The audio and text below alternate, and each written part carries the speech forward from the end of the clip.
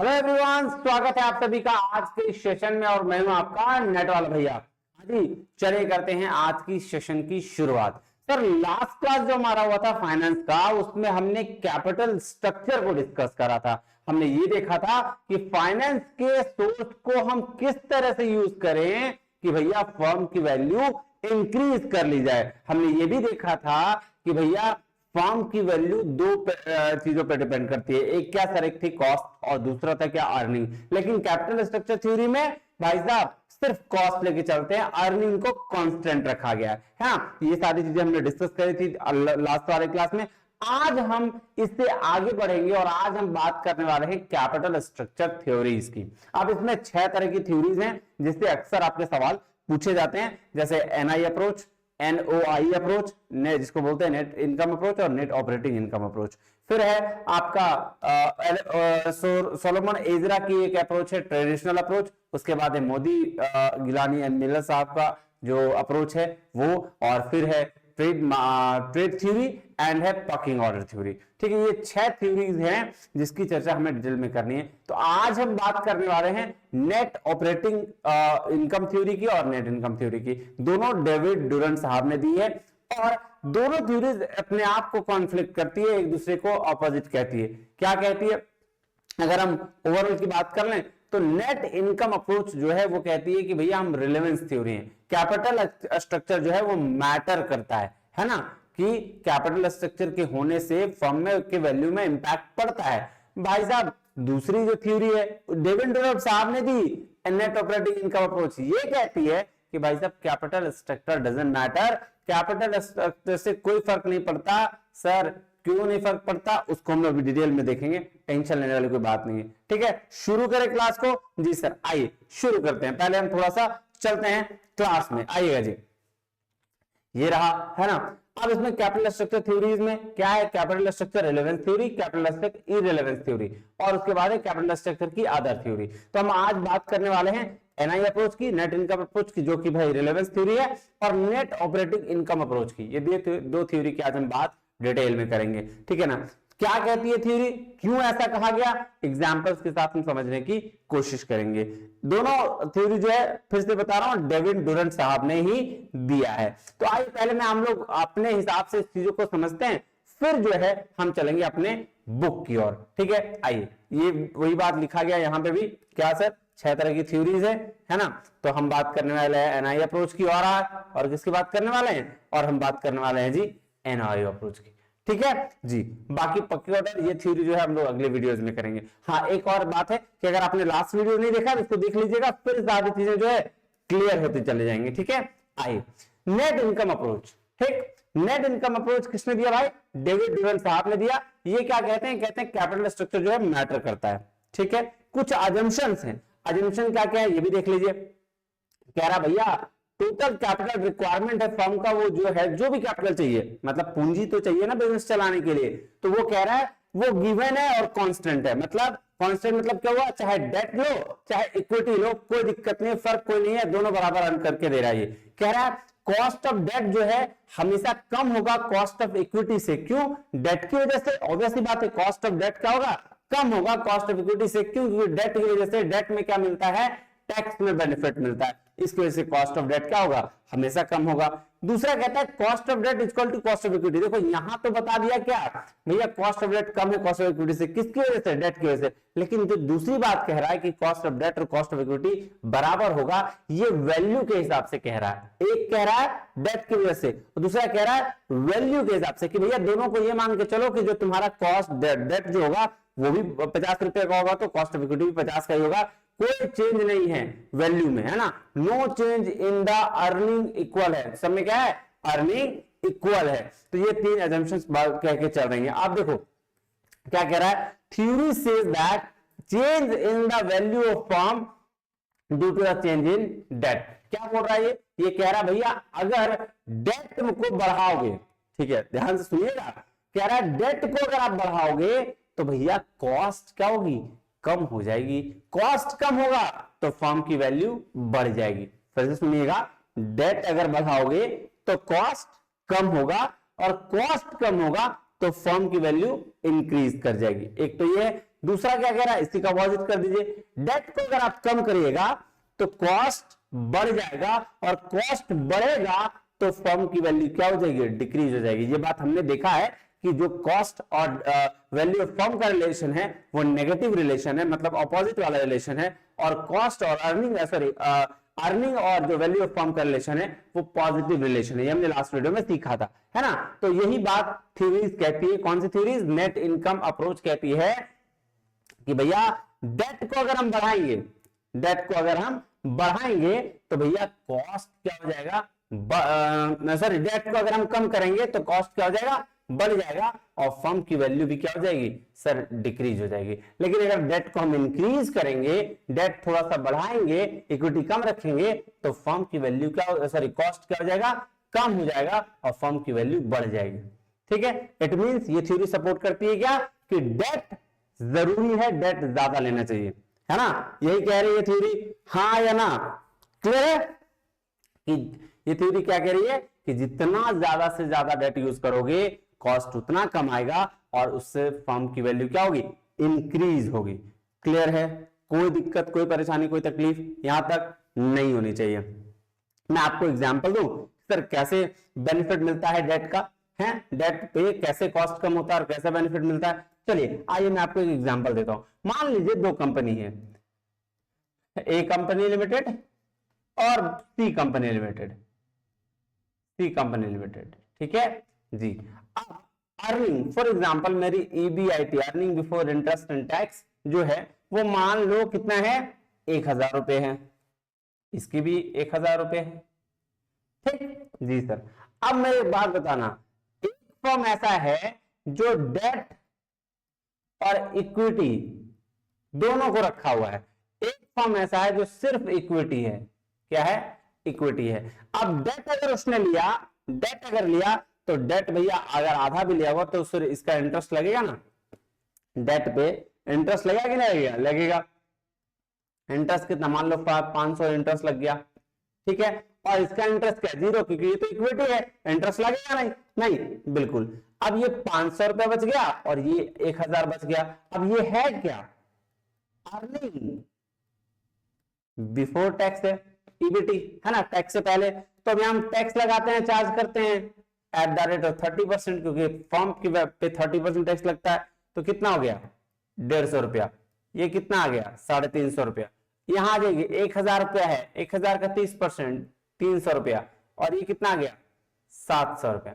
एक बात बताना यार, यहां टैक्स सेम लिए थे ना, अर्निंग तो दोनों की सेम थी, लेकिन यहां टैक्स में कितना लगा, यहां टैक्स लगा 150 रुपया और यहां लगा 300 रुपया। तो भाई साहब टैक्स में 150 का जो ये मिला, ये टैक्स में जो ये टैक्स में क्या मिला सर, 150 का आपका रिबेट मिला। तो यही जो टैक्स का बचत है ना, इसकी वजह से इसकी कॉस्ट क्या होगी सर, कम हो जाएगी। समझ रहे हो, यहां 300 का लग गया और यहां 150 लगा, अर्निंग तो 1000 थी ना, इंटरेस्ट में पैसा कट गया, तो इंटरेस्ट की वजह से इसका क्या हो गया, टैक्स कम हो गया, तो टैक्स में बेनिफिट मिल गया, और जब टैक्स में बेनिफिट मिल गया तो ऑलरेडी कॉस्ट कम हो गया।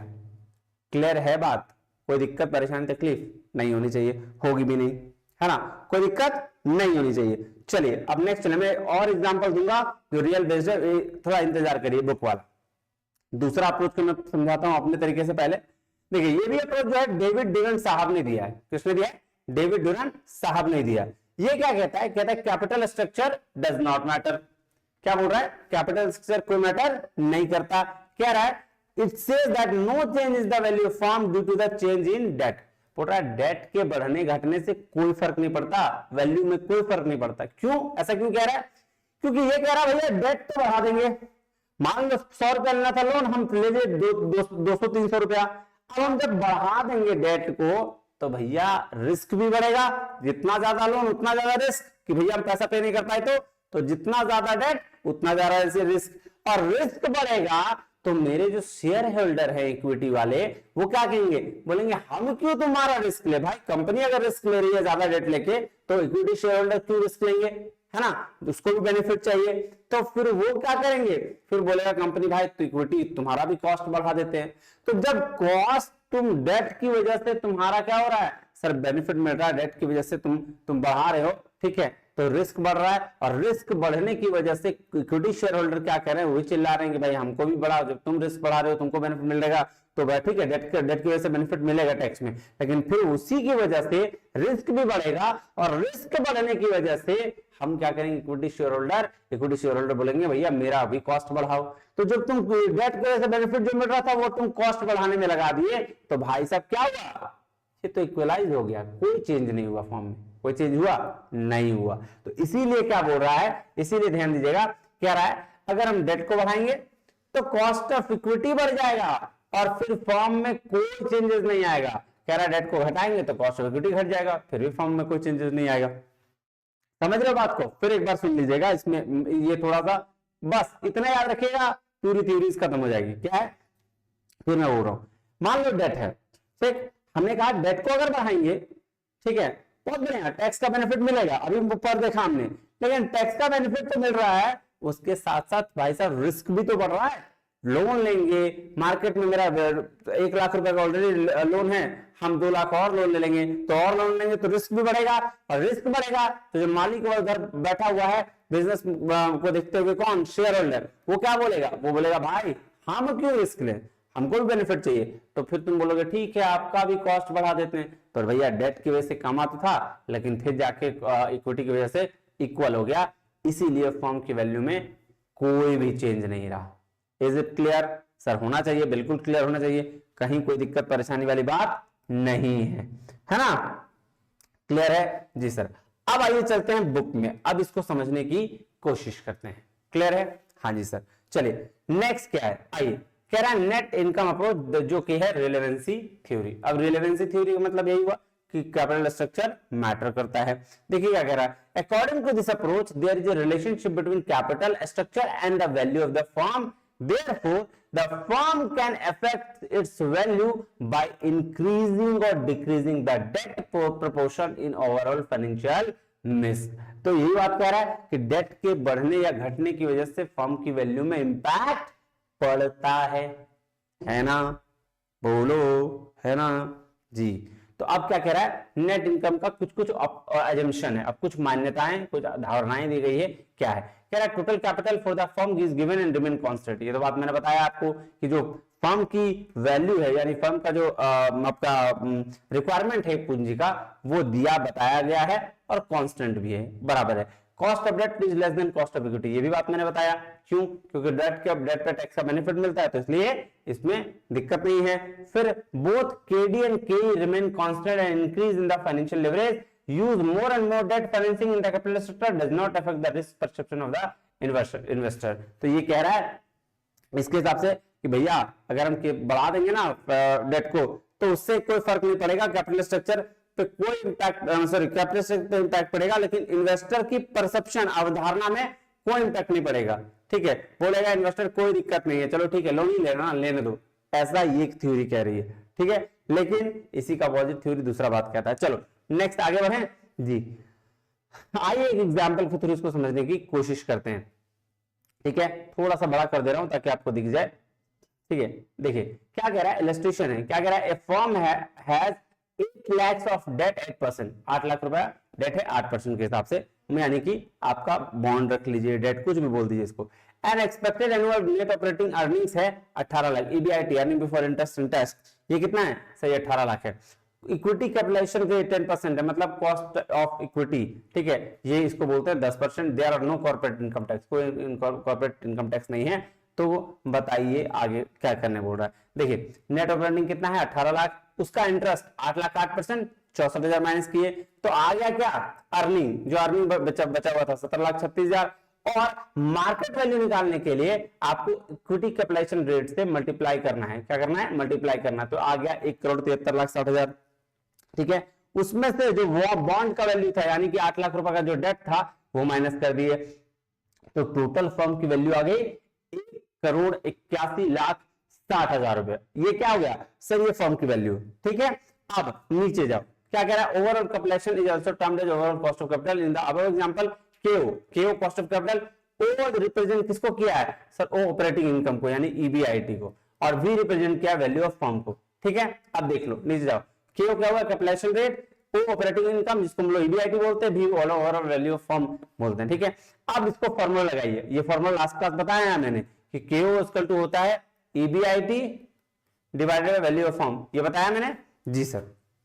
नेक्स्ट, तो केओ का फॉर्मूला क्या है, 18 लाख आपका क्या था अर्निंग जो ऊपर दिया है, 1,81,60,000 1,81,60,000 ये जो है ये क्या है वैल्यू ऑफ फर्म और 100 से मल्टीप्लाई करना, रेट दिया हुआ है, तो आपका क्या आ जाएगा 9.9% कॉस्ट ऑफ इक्विटी आ जाएगा। क्लियर है बात जी सर। कह रहा let us now examine the impact of a change in the financial mix on the firm capitalization rate and value of the firm. अब दूसरा एग्जांपल लिया, इसी को एग्जांपल को कोरिलेट करने के लिए क्या किया, फर्म इंक्रीज कर दिया डेट को 8 लाख से 16 लाख कर दिया। पहले डेट कितना लिया था 8 लाख, और 8 लाख का इंपैक्ट कॉस्ट ऑफ इक्विटी कितना निकला 9.9%। ये बात समझिएगा। दूसरा एग्जांपल में क्या किया, ये डेट को बढ़ा दिया, डेट को 8 से 16 लाख कर दिया। Cost of debt equally held constant 8% के हिसाब से और 10% के हिसाब से। 8% तो आपका कॉस्ट ऑफ डेट था और 10% के हिसाब से आपका कॉस्ट ऑफ इक्विटी था। कह रहा है कि इंपैक्ट चेंज करना है, above change capital structure on the value of firm. अब देखो पिछला वाला में नॉर्मल रहा, इसमें 8% डेट और 10% कॉस्ट ऑफ इक्विटी के हिसाब से दिया, कैपिटल स्ट्रक्चर में चेंज किया, डेट को बढ़ा दिया। क्या इंपैक्ट पड़ेगा देखो, 18 लाख ईबीआईटी था, ठीक है, इंटरेस्ट निकालेंगे 16 लाख का 8% तो 1,28,000 हुआ। अर्निंग यानी कि 16,72,000 बचा हुआ है, ठीक है, स्टेक होल्डर्स नहीं है। मार्केट वैल्यू ऑफ इक्विटी कैसे निकालेंगे, 16,72,000 इंटू 10%, क्योंकि 10% दिया गया है ना, तो हो गया 1,67,20,000। और मार्केट वैल्यू ऑफ डेट कितना है 16 लाख, यहाँ पहले क्या था 8 लाख था, वो 8 लाख से 16 लाख हो गया। ठीक है, अब इसकी वैल्यू देखो 1,83,20,000 हो गई है। प्रूव हो गया ना कि जब फर्म में 8 लाख रुपया था तो भैया उसका वैल्यू ऑफ फर्म का क्या था कम, लेकिन जैसे डेट को बढ़ाएं 16 लाख की तो भैया टोटल वैल्यू ऑफ फर्म क्या हो गया इंक्रीज कर दिया। तो ये यही थ्योरी कहती है ना कि डेट को बढ़ाओगे तो फर्म की वैल्यू बढ़ेगी और कॉस्ट कम भी होगा, है ना, कॉस्ट कम भी होगा। एग्जांपल के तौर पर देख लो, अभी कॉस्ट 9.9% था ना, देखो जब इंप्लाई किए cost of capital equal to ऊपर ईबी, इसको बोलते हैं क्या EBIT earning before interest divide by value of firm into 100, है ना। देखो 18 लाख ईबीआईटी है, 1,83,20,000 ये है, और इसको कैलकुलेट करेंगे तो 9.8% आएगा। सीधा सीधी वही फॉर्मूला आया कि डेट को बढ़ाए तो कॉस्ट कम हो गई और फर्म की वैल्यू भी बढ़ गई। कैसे देखे सर, देखो फर्म की वैल्यू भी यहाँ कहाँ है 1,81,060 है, 1,81,000 क्या मैं बोल रहा हूँ सॉरी 1,81,60,000 रुपए है, ठीक है फर्म की वैल्यू। और सर अर्निंग कितना है 18 लाख, और क्या, और सर आपका देख लीजिए ये वैल्यू ऑफ फर्म हो गया ईबीआईटी 18 लाख हो गया, कॉस्ट ऑफ कैपिटल कितना है 9.9%, ठीक, एक नॉर्मल चीज में। अब जैसे ही डेट मैंने 8 लाख से 16 लाख किया, फर्म की वैल्यू भी बढ़ी और कॉस्ट ऑफ कैपिटल भी कम हो गया, है ना। यही ये थ्योरी प्रूफ करना चाह रही है। क्लियर है, बात समझ में आई जी सर। अब चलिए चलते हैं नेट ऑपरेटिंग इनकम अप्रोच में। किस में चलेंगे जी, नेट ऑपरेटिंग इनकम अप्रोच में। ठीक है, आ जाओ देखें बिल्कुल क्या कह रहा है, क्या है ये, क्या है इररिलेवेंस थ्योरी है। क्या है इररिलेवेंस थ्योरी, इररिलेवेंस थ्योरी मतलब capital structure does not affect किस वैल्यू ऑफ फर्म, है ना, फर्म को अफेक्ट नहीं करता है। कह रहा है net operating income approach is opposite to the net income approach. क्या है अपोजिट है। According to NI approach, NI approach के अनुसार the market value of the firm depends upon the net operating profit or EBIT and overall of the cost of capital. The financing mix of the capital structure is irrelevant and does not affect the value of firm. तो बोला भाई साहब ये सारा का सारा खेल किस पे, अर्निंग का है, कैपिटल स्ट्रक्चर से कोई मैटर नहीं करता, और वो क्या है वो इररिलेवेंट है वैल्यू ऑफ फर्म के लिए, है ना जी। कह रहा है NI approach makes the following assumption। क्या क्या assumption है, पहला assumption the investor see the firm as a whole and thus capitalize of the total earnings of the firm to find value of firm as a whole। बिल्कुल सही बात है, investor क्या करेगा फर्म को होल पूरे ओवरऑल देखेगा, इसीलिए कैपिटलाइज भी क्या करेगा वो टोटल अर्निंग को करेगा और उसी हिसाब से वो फर्म की वैल्यू को देखेगा। दूसरा कह रहा है overall cost of capital KO of the firm constant and depend upon the business risk and which is also assumed to be unchanged. तो देख लो केओ का क्या मान लिया कि कांस्टेंट है, चूंकि यहां अर्निंग डिपेंड बता दिया कि अर्निंग पे सारा चीज इफेक्ट करता है, इसलिए केओ को कांस्टेंट मान लिया, कॉस्ट ऑफ कैपिटल को कांस्टेंट मान लिया। वहां पे अर्निंग को कांस्टेंट माना था तो क्या किस चीज को लिया था, कॉस्ट ऑफ कैपिटल को लिया। समझ रहे हो बात, यहां देखो केओ को कांस्टेंट मान लिया।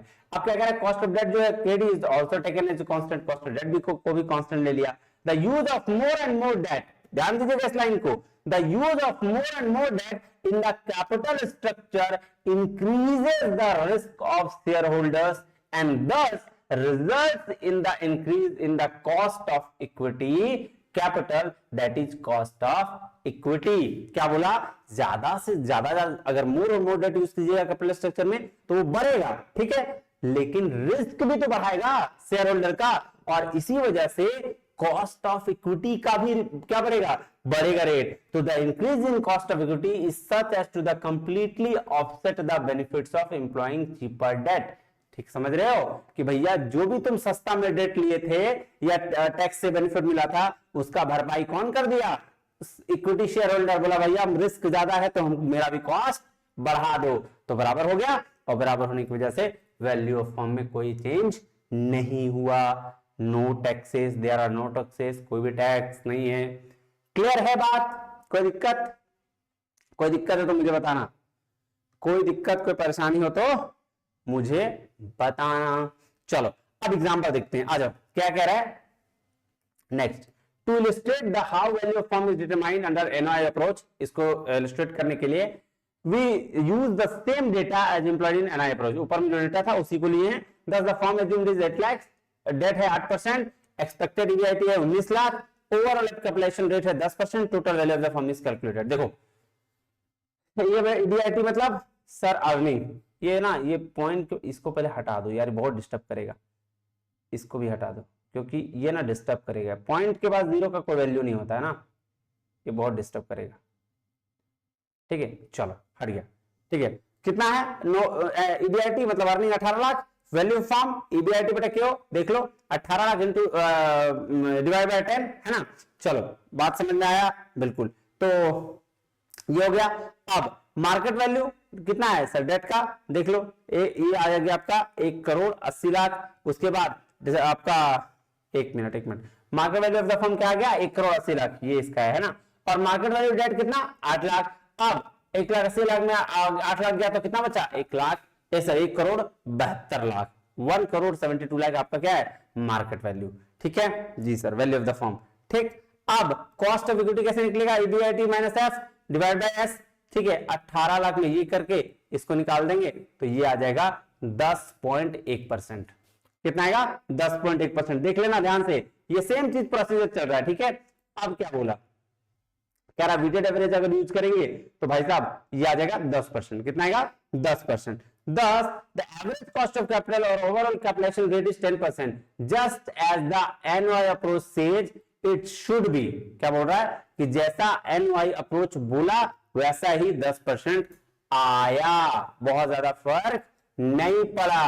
ठीक है कह रहा if the debt increase 8 lakh to 16 lakh, अगर 8 लाख से 16 लाख बढ़ा दिया जाएगा डेट को, then the proceeds are used for retiring stock. The value of the firm would remain constant 1,80,00,000 है ना। The value of the stock would be 1,64,00,000 and the cost of equity capital would be 10.2%। बोल रहा भाई साहब जिस तरीके से हम एनआई अप्रोच में 8 लाख से 16 लाख डेट को बढ़ाए थे, उसी तरह से कि अगर यहां से भी 8 लाख से 16 को बढ़ाएंगे तो 10% 10.2% तक राइज करेगा, बहुत ज्यादा राइज नहीं करेगा। क्लियर है, ये देखो यहाँ पे एग्जाम्पल दिया है ना। EBIT 18 lakh, value of the firm ये क्या हुआ 1,80,00,000, 16 लाख यहाँ पे वैल्यू ऑफ डेट 8 लाख से 16 लाख बढ़ा दिया, फिर इसको ये किया माइनस तो 1,64,00,000 आ गया, और यहां से फिर इसको आपका कॉस्ट ऑफ इक्विटी निकाल के 10.2% दिखा दिया। क्लियर है बात, कोई दिक्कत परेशानी तकलीफ नहीं। तो इसलिए क्या बोल रहा है, तो अब देखिए अब क्या हुआ, यहाँ cost of weightage average cost of capital निकालेंगे तो यहाँ भी 10.2% ही आएगा। ठीक है ऑलमोस्ट 10% के बराबर। तो इसीलिए बोला ऐसा नहीं है कि बहुत ज्यादा डिफरेंस है, नहीं बोला ऑलमोस्ट कोई चेंज नहीं होगा, बहुत ज्यादा चेंज नहीं होगा। 10.1% 10.2% बहुत ज्यादा चेंज नहीं है। सो क्या कह रहा है, with us see that the cost of equity capital rises with the degree of leverage, with the result that it consumes the leverage benefit following from the debt financing since the cost of capital and overall value of the firm remain unaffected by the change in capital and overall value of the firm remain unaffected by the change in capital structure, market price per share of the firm when no additional debt is taken।